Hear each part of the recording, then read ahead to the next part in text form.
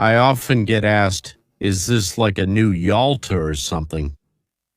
And the price, well, it's ours, which we will pay. Hong Kong, Uyghurs, Taiwan, Ukraine. I'll tell you straight. American November, began in Beijing. So what did Trump get, or will get, from Xi, and what will Xi get from Trump? One thing is clear. The visit to China has kicked off the election campaign in the U.S. And now, well, onto the news and analysis. A gas station somewhere out there in Ohio. The meter shows $4.48 per gallon. A young woman, a mother with 3 children in a minivan. She looks at the numbers. Before the Iran war, it was $3. Today, it's $4.50. 81% of Americans in surveys say gas prices are hitting their budget. 63% of them directly name the culprit, Donald J. Trump. It's because of this woman, because of these numbers, on the meter. 2 days ago, the President of the United States of America got on a plane and flew to Beijing. On another continent in London, Prime Minister Keir Starmer steps up to the podium looking like a political corpse.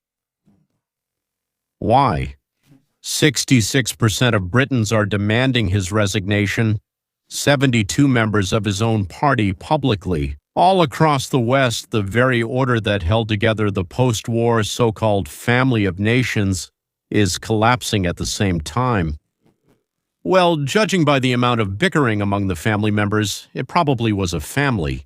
Today I'll explain why it's collapsing, and why this is directly connected to Beijing.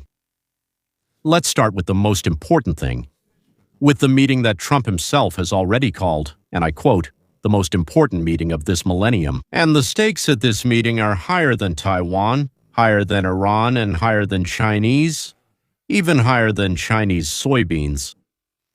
The stake is control over the U.S. Congress after November. Well, I mean, in 2026, that is America for the next 10 years. That is, gentlemen, the world for the next 10 years. Or maybe even more. I promise you one thing. At the end of this part of our video, in the last minute before the second topic, I will tell you about a scenario that I haven't heard from CNN or Fox or Bloomberg or the Wall Street Journal. Well, now, as they say, let's get started. It couldn't be worse. To understand why Trump is in Beijing, you need to understand what kind of hole the Republican Party found itself in by May 2026. The president's approval rating is 37%. The worst figure in both of his terms. His net approval rating is minus 20 points among the adult population. 48% of Americans don't just disapprove of Trump, they strongly disapprove, actively, with feeling. Even worse, the rift is now impacting his supporters as well. Within the Republican base, support has dropped from 88%, that was a year ago, to 81% today, 7 points in 12 months. That's significant. And among young Republicans under 30, the drop is even steeper. There are actually 4 reasons for this. And we need to clearly understand them because without a diagnosis, it's impossible to find a cure. The first is the price of fuel, $4.48 per gallon. That's 48% higher than before the war. That hurts. Second, Iran. 61% of Americans believe that the military operation in Iran did more harm than good. 62% are sure that Trump's decisions have weakened things. They strengthen the U.S. position in the world. Now it's the 3rd largest economy. Probably for the first time since 2010. For years, Democrats have been more trusted on economic issues than Republicans. Now that's what you call a complete disaster.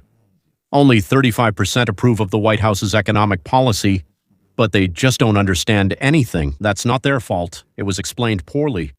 Fourth, it's a simple feeling of fatigue that can't be measured by sociology.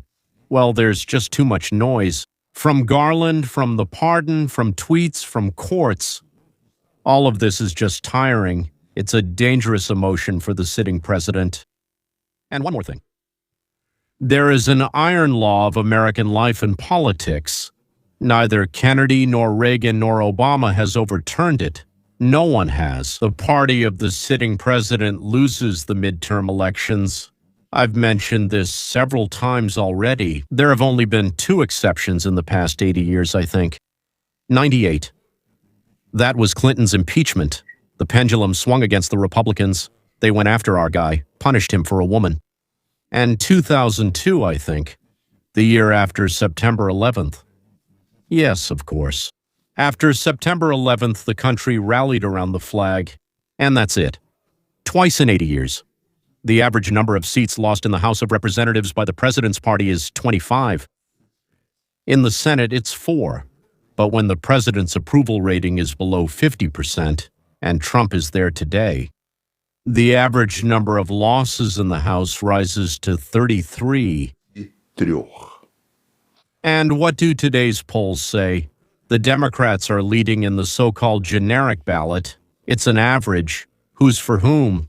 52 to 42, a 10-point gap. If this gap holds until November, the Democrats will get the House back 100%.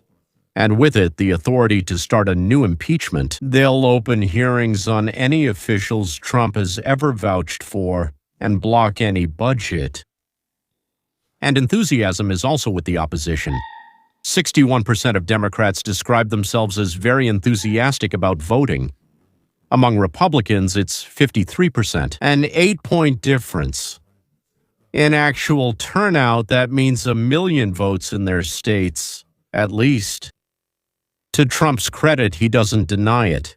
In April on Fox News, or Fox Business, that's quite possible, he said almost verbatim. Even under a great president. And he is great. Naturally, midterm elections are usually lost, but we'll try to break the trend. We're trying to break the trend. That's what a visit to Beijing is, an attempt to break the trend. An attempt to break the trend, this very trend, the one that Trump really doesn't like, and I don't like it either. And here's the paradox, which the Western press talks about in hushed tones because it doesn't fit their favorite narrative. While the polls paint a grim picture, a quiet legal battle over the redistricting of electoral districts, it's unfolding in favor of the Republicans in Virginia. The courts this year have made 2 rulings, redrawing the map in favor of the Republican side. Here, of course, that means the Republicans. In Tennessee, similarly in Louisiana. The appeal is scheduled for July, in Alabama for August, and in the Supreme Court of the United States, a decision is being prepared on the issue of whether the practice of creating districts is even constitutional, based on race. In other words, what the Democrats have been doing all along. That's racism, pure and simple. But they came up with a framework to package it in. Now the courts are overturning it. A certain situation is becoming the norm, which is favorable for Republicans. The norm. Racism favors Democrats, and this is the norm, the American norm. It is favorable for Republicans. A decision is expected by the end of June if the court says no. Then dozens of districts in the southern states will have to be redrawn, and there are only 5 months left until November. These are technical issues, but overall, these are serious facts for the 2024 elections. More than 84% of American congresswomen were elected with a margin of over 10 points.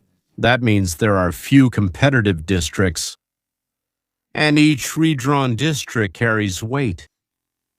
And what does this mean in simple terms? National polls say one thing, but the actual House map could look different by November. Completely different. This time it will be very hard for the Democrats. It will be very difficult to convert a lead in votes into a lead in seats if the Republicans succeed. If they manage to cut the gap from 10 points to at least 4, they will keep their majority in the House right in this narrow gap between 10 points and 4. And it works. Trump's 6-month strategy, which has already started. From Beijing, its active phase has begun. The carving up of the world. Now, what Trump is definitely bringing back from Beijing is soybeans. Xi publicly confirmed it. China will sharply increase its purchases of American soybeans. The White House is not disclosing the exact figures in dollars. This will be announced at a press conference in 10 days, at a time when news from Ohio and Iowa will be most useful. It's a gift to the white farmers of the Midwest, the very group that voted for Trump in 2024 by 20 points, just 13. Oil. She said it directly. China wants to increase purchases of American oil to reduce its dependence on the Middle East. In diplomatic terms, we will buy less from Iran. This is a signal to both Tehran and Riyadh and to oil futures on the Chicago Exchange. A positive signal for futures, liquefied gas. It's part of the energy package. Specific figures haven't been announced yet. В коммюнике это есть. Technical negotiations in the coming weeks will confirm the details. Now Boeing. A big order. A big order. Hundreds of planes. I won't give the exact number because the White House hasn't announced it yet. And the doctor is what we call it. Guessing isn't very common here, but order, tens of billions of dollars, and Iran. Here's a crossroads that the mainstream press tiptoes around. At least rhetorically. И подчеркиваю, на слова. She agreed. Iran must not obtain nuclear weapons. Okay, they basically support the idea that not too many countries should have them. The countries that already have them. But they don't want more countries to have them. So they support this as a principle. The Strait of Hormuz must remain open. That's also generally a principled statement, but it's unclear what China will do about it. That's true. He added a tough statement which for some reason was hardly quoted anywhere.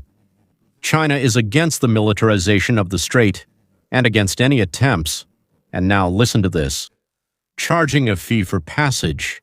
These are international waters, by the way.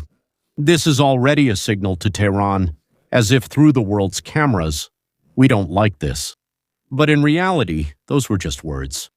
China was the largest buyer of Iranian oil, and it has remained so. It will remain so. It will buy less, but it will remain the largest buyer. She agreed with the rhetoric, but he did not agree to become an instrument of pressure. He did not shut down the oil channels there. He did not shut down the banking arrangements. He did not tell Iranian tankers to stop unloading in Qingdao. No, he didn't say any of that. He talked about it, but the actions were kind of postponed. Or, let's see, a deal is never one-sided, and everything that happened in Beijing is unfolding on both sides of the table. Beijing got what it wanted. A reduction of some tariffs. The details haven't been announced. There will be a bit more haggling again. Trade. Access to American semiconductors. That's why we took NVIDIA there. The details haven't been announced, but this is a key issue for the Chinese industry. AI, artificial intelligence, Trump's silence on Hong Kong, which, as I understand, is very important for China and not important for us at all. Silence on the Uyghurs. Complete. I think so too. Like everywhere in the world, someone is being oppressed. Why? Well, that's just how it is. Period. I don't think it was a big deal for the administration. And most importantly, the lack of sanctions against China for supporting Russia in the war with Ukraine. That too, I think, was very easy for Trump, both morally and physically. The last point, remember it. American media don't write about it, but it's perfectly understood in Moscow and in Kyiv. Trump got what he wanted. Xi's silence on Ukraine. What the Chinese were afraid of, what the Ukrainians were afraid of, by them. They're paying the price. If you've watched up to this point, leave a like, subscribe. This isn't to help the algorithm, it's an act of resistance against shallow information. The more people learn the truth, see this analysis, the fewer there will be who vote without understanding what exactly they're voting for. If, gentlemen, you vote against some things that I, so to speak, represent or promote, that's okay as long as you understand the consequences. And write in the comments one sentence about what's going on at your gas station today. How much does a gallon cost in your state? What date did you fill up? Personally, well, I read them, and maybe your data will become material for the next video. And now, the promised scenario, the one that neither CNN nor Fox has. Why do I mention these as well as others? Because they are completely opposite. These cherry-pick in one direction and those cherry-pick in the other. I believe, let me emphasize the word believe, because this is an analytical hypothesis from intelligence, that the main deal on Iran is not on the table in Beijing, but is waiting for Trump in the Oval Office. And it will be concluded. It will be concluded through Xi, which means with Tehran, China as the mediator.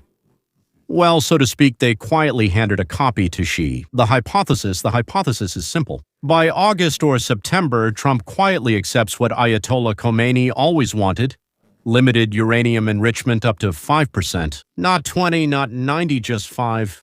Well, that is a peaceful level, under formal IAEA control, without armed inspection with cosmetic verification. In return, Iran opens the Strait of Hormuz, allows free passage for all tankers, stops attacks on American bases in Iraq, crucially stops supplying missiles to Hezbollah and the Houthis, which is very important to us.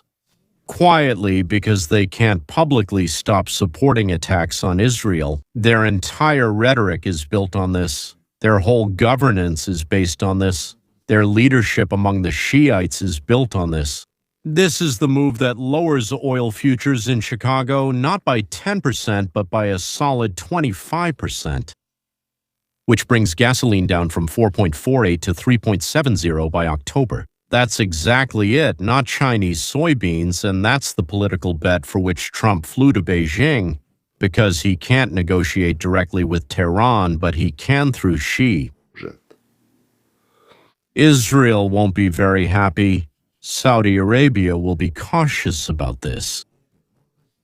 The hawks in Congress will be furious, and in the long term, the Iranian nuclear problem isn't solved, it's just frozen, but until November it works. And that's exactly why I suspect we saw that smiling photo at the Temple of Heaven in Beijing. This isn't the rally of the century about Taiwan. This is quietly an Iranian deal based on electoral arithmetic. Not even algebra, just arithmetic. And the mainstream won't call it that until it's formalized, and when it is formalized, it'll be too late to attack it. And now the parallel front that awaits Trump at home when his plane lands at Andrews. July 4, 2026, 250. 250 years since the Declaration of Independence. The White House has already invested $150 million into this anniversary. A special task force 250 has been created. Events in each of the 50 states' foreign delegations, streets, red, white, and blue lighting, monuments all over the world from July 2 to July 5. Republican strategists are saying it directly. The anniversary is the perfect stage for the image of a national leader who stands above party politics. Trump seems like the host of the greatest celebration in the country's history. It's an image that works without a single campaign word. And the Democrats are in a dilemma. To celebrate together means to legitimize Trump.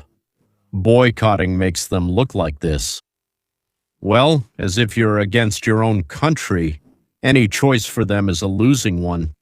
They'll have to choose between bad and very bad.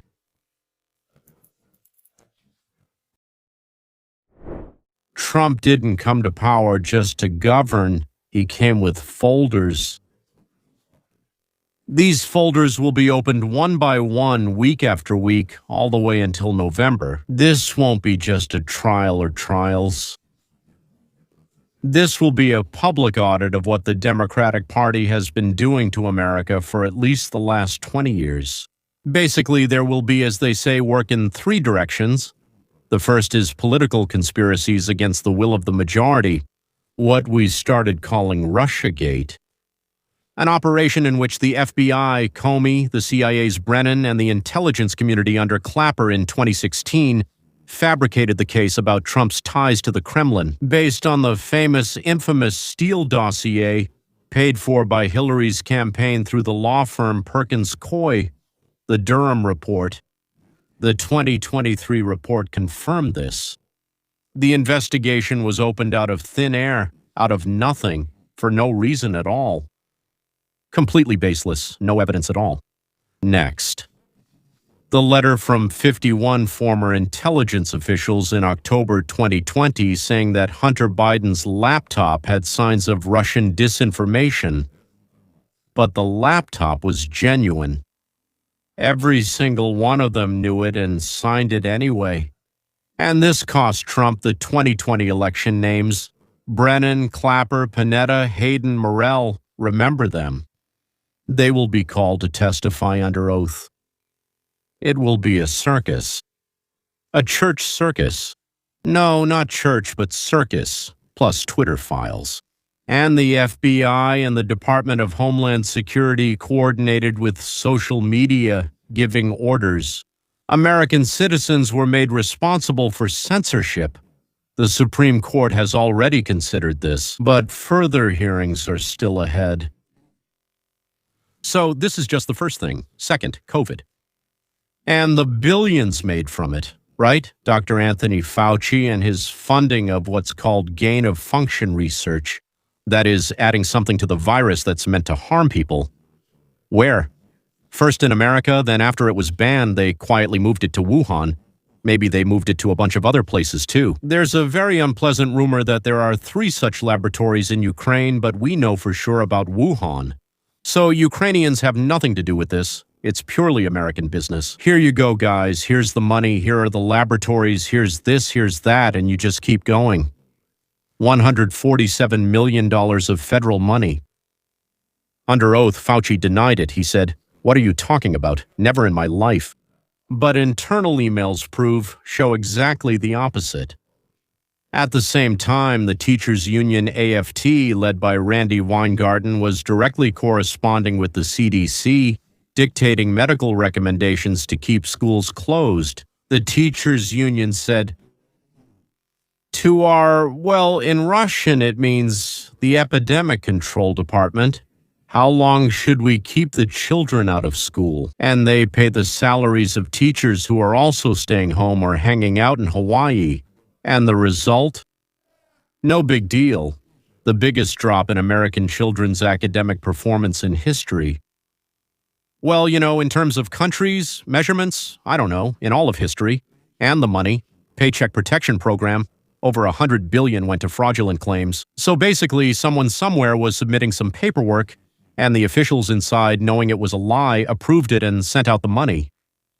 And according to documents and oversight committees, the Biden family received over $24 million from individuals and companies connected to Ukraine, China, Romania, Kazakhstan, and Russia. And Hunter Biden's paintings were being sold for up to $500,000 each.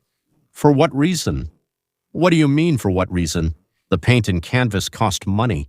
So they smeared some paint on a canvas and sold it. Third, widespread theft from programs meant for the most vulnerable. The Minnesota case, Feeding Our Future. $250 million stolen from federal school nutrition programs, 70 charges. The children the money was meant for simply didn't get any food, none at all. The Labor Department's Office of Inspector General estimated that over $190 billion were stolen from pandemic unemployment assistance programs. $190 billion. Not millions, once again. Billions were stolen during this time.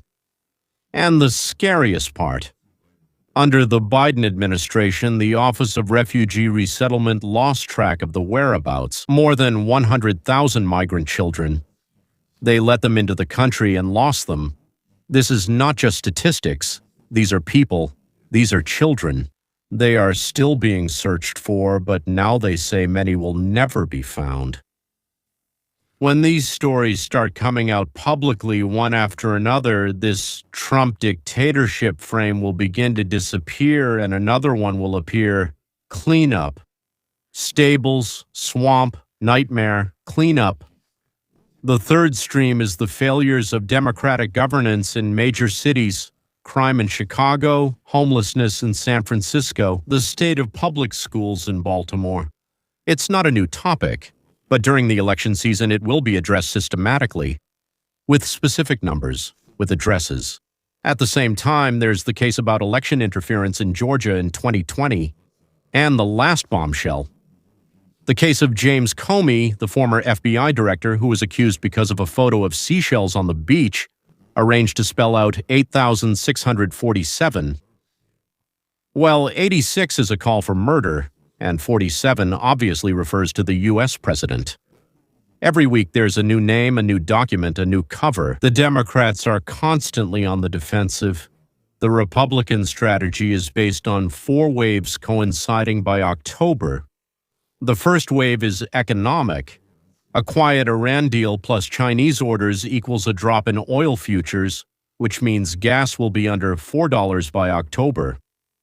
That's enough for white women without a college degree, Latinos, and those who moved away from Trump the most to start coming back. Not perfect, but enough. The second wave is about image. The July anniversary creates the image of winners and a patriot, against which the November elections look like a continuation of a good story, not a punishment for a bad one. The third wave is negative towards the opponent. Court cases, exposés, urban disasters, all of this is presented, let's say, as if to say to Democratic voters, how can you not be ashamed to go and vote for these terrible people? And it will work on some people. This will hold back a certain number of people who aren't going to vote Republican, but they'll start to doubt whether they should go vote for Democrats or not. The fourth wave is purely technical. The new district map after the court decisions converts even a modest shift in the electorate into actual seats in favor of the Republicans. Will it work? Well, there are no guarantees. The war with Iran could drag on, the deal could fall apart, gas could stay expensive, and one major scandal can outweigh 3 waves of positive news, so to speak. But what looks like a diplomatic visit to Beijing isn't diplomacy. It's the first move in a 6-month game, with Congress as the stake. And Trump, sitting at that very banquet table, knows this better than anyone else in the room. Well, now here's the second story I promised at the very beginning. The one about the framework that made this whole carve-up possible in the first place. Because the new Yalta is only possible because the old one is dead. The end of the old order. On May 8th, Britain, local elections. Prime Minister Keir Starmer's Labour Party is losing, listen here, Idiwit and Chimwegan 1,496 seats. 38 municipalities. So the Reform UK party, led by Nigel Farage, a friend of Trump, a man whom the mainstream mocked for 10 years, is coming out on top. And not just by these seats in these districts, but in the national poll. 25% versus 18% for the Labour Party. They have 25 and the Labour Party has 18. 72 MPs from Starmer's own party demanded his resignation within 48 hours. He refused. But 66% of Britons, including 60% of those who voted for him a year ago, say, you shouldn't make it to the next election. On May 13, Britain's King Charles read out the government's annual program. Starmer was sitting in the front row looking politically dead. This is Britain. But look at Germany, where the AfD is at 30%, France, where Le Pen is preparing a presidential campaign, Italy, the Netherlands, Sweden. The old political West, mainstream, centrist, post-war, is collapsing in all its capitals at the same time. And this collapse is happening in parallel with the collapse of the architecture that the West has stood on, gentlemen, for 80 years. Together with Russia during the Iran war in 2026, it did not adopt a single binding resolution. Russia and China block American ones. The U.S. and Britain block Russian, Iranian, and any others. The organization, created in '45 in San Francisco specifically to prevent a third world war, in '26 amounts to nothing. It's just a facade. NATO is on the brink. Trump publicly questions Article 5. If Poland doesn't pay its 2% of GDP, why should we die for Gdansk? Erdogan's Turkey is blocking Sweden's full integration, blocking operations in the Black Sea, and at the same time keeps buying those, what do you call them, systems from Russia. S-400, if I'm not mistaken. Erdogan is officially in NATO, but politically he does whatever he wants, wherever he wants, so to speak. So add all this up. In London, the party is collapsing. In Berlin, the government is collapsing. In Brussels, the consensus is collapsing. In New York, the UN is completely silent.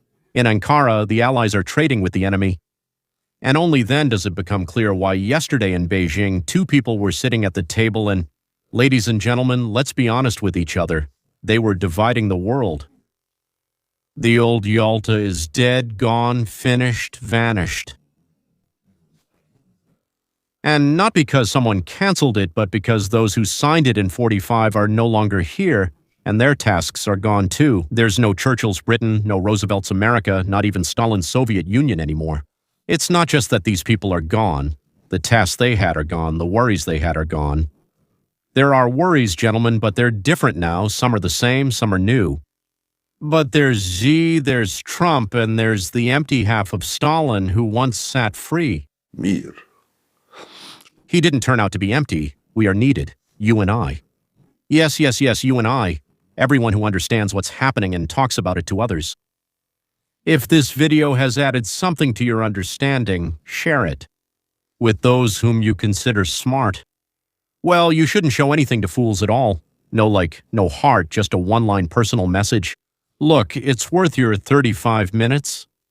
This is the kind of work no algorithm can do. We do it, you and I. Or no one does it at all. Subscribe to this channel if you haven't already. Hit the bell if you haven't done that yet. And write in the comments which part of the video you found most valuable. I promise I read everyone. And one more thing, the second channel. It's called Roadmap to Freedom. There are already 192, if I'm not mistaken, 10-minute videos there with a program introducing what we call volitional science. Stories about what you should strive for in order to live a normal life and not be, Ну, скажем, так сказать, там. blown up, not turn into a cloud of salt. There is a link to my book in the description of this video. On Amazon, it costs money, but here it's free. And after you subscribe and download the book, you'll receive a 10-minute video from me every morning, short and packed, about things that make life complete. How to make your business work at maximum efficiency. How to make your family adore you. Without manipulation, without bargaining, truly. And how to make your circle of friends grow, not shrink year after year. 3 pillars of a normal human life. Every morning, just 10 minutes, only 10 minutes, and it's free. The link is under this video, the very first one and the last one. Remember, every time you pass on your knowledge, you are building a society built on the golden rule. Not me, not Camerton. You are building it. Goodbye.